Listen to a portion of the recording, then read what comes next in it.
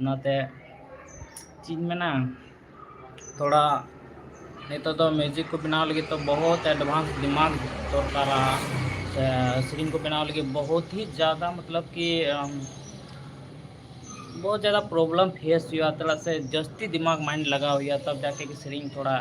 चला कुछ कुछ चैनल पे नेलकन गया न्यू संथाल वीडियो बहुत ही कम चलाना और पता नहीं इन दो निये की मतलब इन मना जिदा से अब संताली इंडस्ट्री रे पता नहीं तीना गान हड़ हिना का बना बहुत ही कम बन नेलदा और बहुत ही कम लाइक चलाना इस वजह से मतलब अब वीडियो बहुत लो मतलब चीज को मना व्यू हजना जैसे किसी किसी गान मतलब कि जहाँ प्रोड्यूस दा ऐसे वीडियो बनावा दा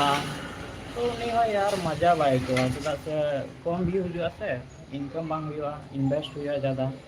तो मजा बांग